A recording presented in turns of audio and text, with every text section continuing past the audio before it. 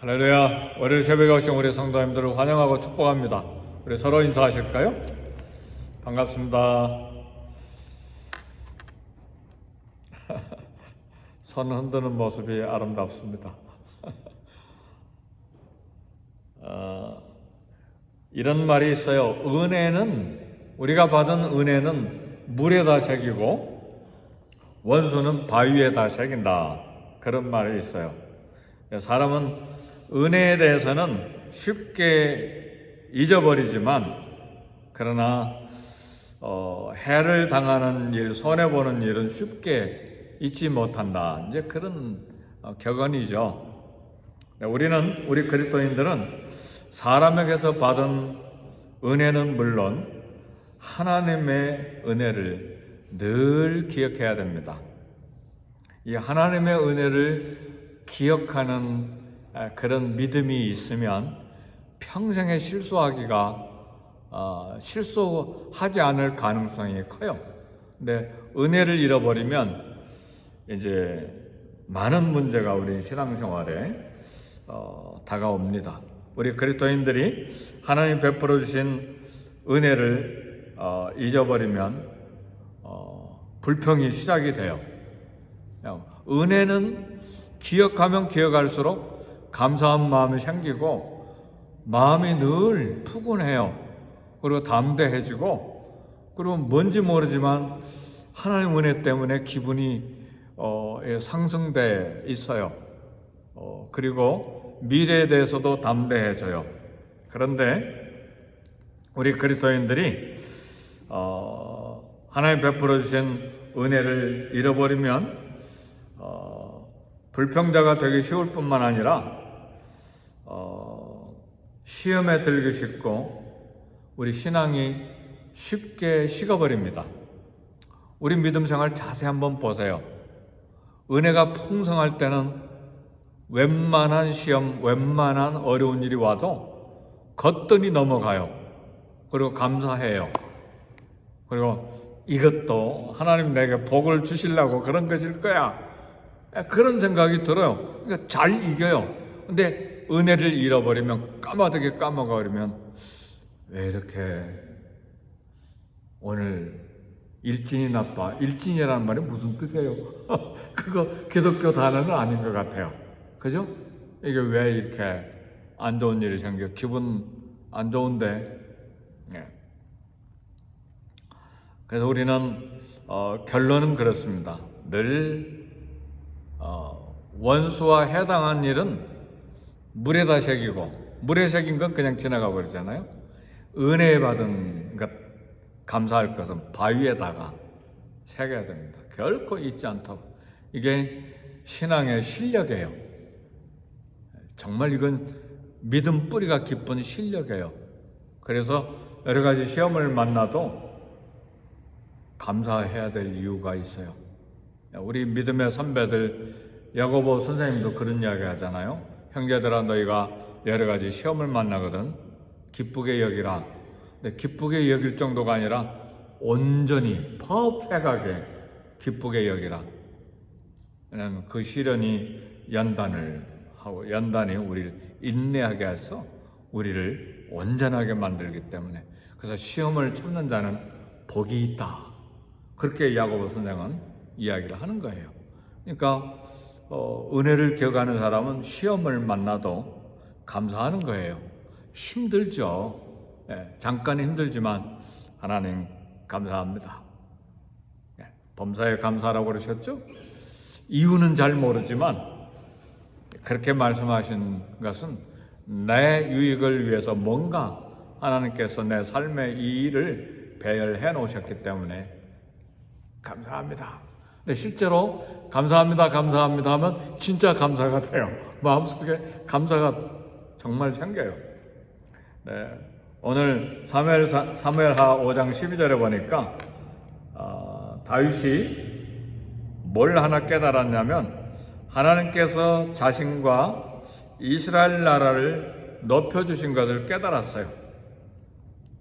뭘 통해서 깨달았냐면, 이스라엘 북쪽에 두로와 시돈 나라가 있었는데, 두로왕 히람이 사절단을 보내고 기술자들 목공과 석공을 보내고 그리고 백향목을 보내서 자신의 궁궐을 지어줬어요. 그게 11절이잖아요. 두로왕 히람이 다윗에게 사절들과 백향목과 목수와 석수를 보내매 그들이 다윗을 위하여 집을 지으니, 그러니까 다윗을 위해서 궁궐을 정말 백향목으로 아름답게 지어놓은 거예요. 그래서 다윗은 이것을 통해서 하나님께서 자신과 자기 나라를 높여주신 것을 깨달았습니다. 이것은 분명히 다윗이 하나님께서 자기에게 베풀어 주신 은혜를 감사한 거예요. 은혜를 깨닫고 감사한 거예요. 이런 은혜가 다윗에게 주어졌을 때 다윗은 감사했을 뿐만 아니라 또 하나 생각한 것은 이스라엘을 위해서 자기를 이렇게 높여주신 것을 안 거예요. 그러니까 이 두 가지 깨달음이 굉장히 중요해요. 하나님 내게 은혜를 주시고 나를 높여주신 것은 내게 복을 주신 것도 있지만 분명히 하나님의 뜻이 있어요. 하나님의 나라 이스라엘, 하나님의 왕국을 세우기 위한 분명한 목적이 있어요. 오늘 저와 여러분들에게 주신 은혜와 복은 축복의 통로를 위한 것입니다. 믿으십니까? 나를 위한 것도 있지만 나를 통해서 하나님의 은혜가 이웃에게 흘러가도록, 내가 축복의 통로가 되도록. 그러니까 나만을 위한 것으로 생각하면 썩어요. 그게 반드시 썩게 돼 있어요. 네, 하나님 나라를 위하여, 주님 나라를 위하여, 이웃을 위하여, 그리고 또 선교지를 위하여 이 복을 내게 주셨구나. 축복의 통로를 삼기 위해서 나를 높여주시고 이런 은혜를 베풀어 주셨구나. 결코 잊어서는 안 돼요. 그래서 다윗이 이것을 깨달은 것입니다. 그래서 하나님이 베풀어 주신 은혜에 대해서 감사하는 자세는 중요하되 또 중요한 거예요. 하나님께서 주신 은혜, 이웃에게 도움을 받은 일 잘 기억해야 돼요. 저도 은혜를 받고 여기까지 왔어요. 하나님의 은혜뿐만 아니라 무수한 사람들의 은혜를 받아서 여기까지 왔어요. 한 가지가 아니에요. 한두 가지가 아니에요. 근데 까먹죠. 내가 잘나서 그런 은혜를 받았지 하고 까먹어. 근데 참 지금 감사절이 왔잖아요. 잘 기억해야 돼요. 한 가지라도 밥 한 그릇 얻어먹은 것도 기억해야 돼요. 그 은혜잖아요. 그잖아요. 이웃이 밥 사줄 때는 나를 생각하고 사준 거기 때문에 그거 기억해야 돼요. 그리고 또 조금 어려운 일이 생길 때 그 은혜를 기억하고 그걸 덮어야지. 그건 은혜는 물에다 새기고 마음 상한 일은 바위에다 새기면 절대 안 돼. 우리 그리스도인들은 그럴 수가 없어요. 네. 그래서 잘 기억하는 것이 신앙이고 믿음의 실력입니다. 근데 오늘 사무엘하 5장 11절에 두로왕 히람이 이처럼 목수와 석수를 보내고 백향목을 보낸 건 분명히 축복입니다. 두로 나라가요 얼마나 강성한 나라인지 몰라요. 무역으로 성공한 나라예요. 이사에서도 두로 나라가 오지만 얼마나 경제력이 강력한 나라였는지 몰라요. 이런 나라가 다윗을 높이고 이스라엘을 높이는 일에 쓰임을 받았는데, 그러나 한 가지 생각해야 될 것이 있어요. 하나님께서 다윗과 이스라엘을 높여주셨기 때문에 이것은 좋은 날이에요. 좋은 때가 온 거예요. 저 여러분들에게도 지금 좋은 날이에요. 믿으십니까? 좋은 때인 걸 믿으십니까? 예. 뼈를 깎는 듯이 아팠던 때가 지나고 지금은 비교적 평안한 때예요. 팬데믹 2년 반이 지나고 지금은 팬데믹 바이러스가 지나간 때예요. 또 경제적인 심각한 긴장이 있다가 지금은 또 좋은 때예요. 어느 때든지 이렇게 높여주시고 좋은 날이 왔을 때 우리가 기억해야 될 것은 하나님의 축복은 양면성이 있어요. 조심스럽게 다뤄야 돼요. 새로운 기회는 새로운 위험을 안고 있다는 것을 알아야 돼요. 긴장할 때, 어려울 때, 하나님 앞에 바짝 엎드려서 하나님께 가까이 있을 때, 그때는 정말 하나님을 찾았는데 이제는 좋은 때가 왔어요. 평안한 때가 왔어요. 이때는 또 다른 양면의 때예요. 위험의 때이기도 해요. 그러니까 이 축복, 새로운 기회, 하나님의 축복, 항상 양면이 있어요. 그래서 축복을 잘못 다루면 이 축복이 저주로 변할 가능성이 있어요. 신명기 17장 17절 보면 율법에 왕에게 경고하는 말씀이 나와요. 자기를 위하여 은금을 많이 쌓지 말라 그랬어요. 왕은 은과 금을, 다시 말하면 돈을 많이 쌓지 말라 그랬어요. 그러니까 다윗과 이스라엘은 두로왕 히람을 통해서 은금을 얼마나 많이 얻었는지 몰라요. 같이 무역하면서 막 금을 몇백 달란트씩, 솔로몬 시대 때도 그랬지만, 그런데 은금을 많이 얻은 것은 실제는 경고입니다. 두로는 이스라엘에게 도움을 주고 좋은 영향만 준 것이 아니라 영적인 부패도 갖다 주었어요. 왜요? 북이스라엘 아합 때에 아내가, 이스라엘 왕 아합의 아내가 어디서 왔습니까? 두로와 시돈에서 왔다는 걸 알아야 돼요. 어떻게 이웃나라의 공주가 이스라엘 왕의 왕비로 왔을까? 경제적으로 함께 무역하면서 부요를 쌓아왔기 때문에 친했잖아요. 그러니까 그 종교가, 인적 교통이 이루어지면서 바알과 아세라의 우상이 이스라엘에 왕창 온 거예요. 그러니까 축복은 항상 양면성이 있어요. 한쪽은 좋은데 한쪽은 또 부패가 찾아올 수 있다는 사실이에요.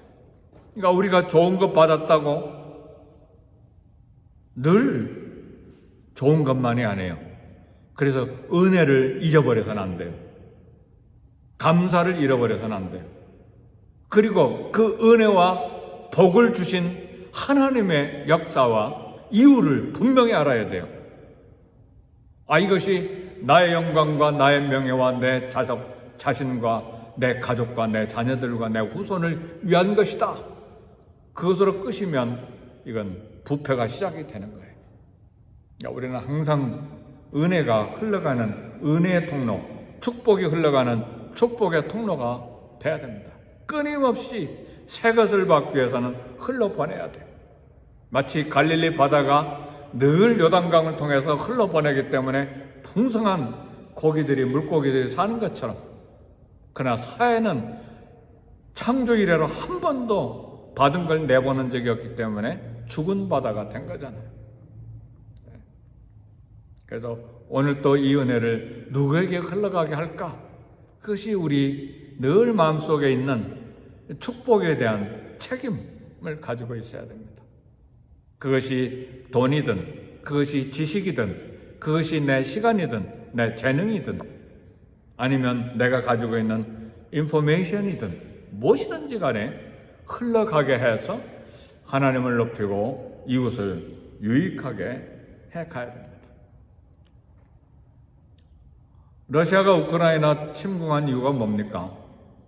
세계에서 가장 넓은 땅, 가장 많은 자원을 가지고 있는 나라가 어느 나라죠? 러시아잖아요.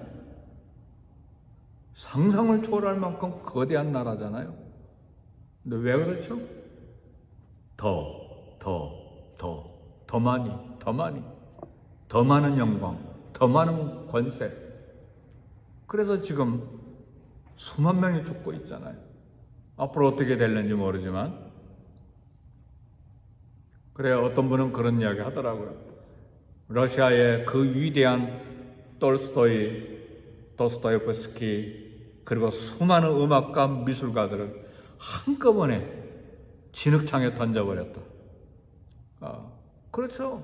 러시아에 얼마나 아름다운 나라예요. 음악과 문화와 예술에 그야말로 위대한 사람들이 막 기독교인들 다 도스토옙스키, 톨스토이 다 기독교인들이잖아요. 한순간에 막 진흥창에 다 무너뜨려 버린 거죠. 그래 러시아에 있는 우리 선교사님들도 조금 조심조심해요. 러시아에 선교하고 있으니까. 그렇잖아요. 사랑하는 성도 여러분, 결국 두로 시돈과의 깊은 교제로 바알과 아세라를 섬기는 부패가 이스라엘 땅에 홍수처럼 밀려왔습니다. 이처럼 하나님의 축복은 양면성을 지닐 때가 많습니다. 그래서 하나님의 축복을 잘 사용하면 많은 사람을 행복하게 만들지만 하나님의 축복을 잘못 사용하면 오히려 자신에게 영적인 걸림돌, 영적인 올가미가 됩니다. 그래서 마르틴 루터는 이야기를 했어요. 물질적인 축복은 항상 위험을 동반한다 그랬어요. 그러니까 물질적인 축복을 많이 받았다고 막 자랑하고 좋아하고 든든하고 그거 의지하면 종교개혁자 마르틴 루터는 그 아주 중요한 걸 찔러서 이야기한 거예요. 물질적인 축복 항상 위험을 동반한다가 아니라 항상 위험을 동반한다. 사람을 교만하게 만들고 그걸 의지하게 만들죠. 그러니까 이 다윗도 솔로몬도 마찬가지지만 하나님을 전적으로 의지해서 살아야 되는데 이방 나라와 이 경제적인 것 위해서 친하게 지내다가 그냥 바알과 아세라가 이스라엘 북쪽과 남쪽을 다 지배해버리잖아요. 그리고 결국은 북쪽 이스라엘은 아수르에게 망하고 남쪽 유다는 바빌론에게 망하잖아요. 우린 그 역사를 알고 있어요. 긴 역사를 통해서 우리에게 주는 교훈에 우리 개인, 축소해서 우리 개인도 역시 마찬가지예요. 열심히 일해서 또 성취하고 또 경제적인 부도 갖고 그렇게 하되 잊어버려서 안 될 게 있어요. 하나님의 은혜, 감사, 그 축복의 통로. 오늘 우리 공부 많이 하게 한 건 나만을 위한 것이 아니잖아요. 이웃을 위한 것이고 사회를 위한 것이고 나라를 위한 것이고 전 세계를 위한 것이죠. 믿으십니까? 오늘 물질의 부여도 역시 마찬가지예요. 이걸 한시도 잃어버려서는 안 돼. 축복 동시에 또 다른 면이 있다는 걸 알아야 돼. 축복, 은혜, 그러나 또 다른 양면성 뭐예요? 잘못 다루면 위기가 된다. 그런 말입니다. 그래서 다윗은 그가 누리는 외교적인 안정, 나라의 번영, 하나님께서 그의 백성 이스라엘의 번영을 위해서 주신 것을 인식하고 있었어요. 그래서 이걸 지키기 위해서 얼마나 애썼는지 몰라요, 다윗이. 그래서 다윗이 위대한 거예요. 나중에 교만하기는 했지만 다윗이 위대한 거예요. 근데 그의 아들 솔로몬은 그냥 마지막에 다 무너져 버렸잖아요. 성전에다 우상까지 다 세워버리고 말이에요. 얼마나 부패해져 버렸습니까? 왜 뭐가 그걸 갖다 줬습니까? 성공이 그걸 부패를 가져다 준 거예요. 얼마나 돈이 많았으면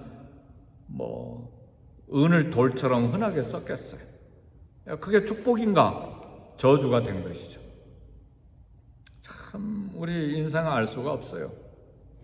그러니까 늘 말씀 앞에서 사는 믿음. 그래서 우리 새벽기도 시작하기 전에 기도 때 이렇게 예배드리고 새벽에 나와서 기도할 수 있는 기회, 그 믿음 주셔서 감사합니다. 제가 그렇게 기도했잖아요. 그건 깊은 기도예요. 하나님을 찾는 믿음이기 때문에 그 믿음 주신 거 얼마나 감사합니까?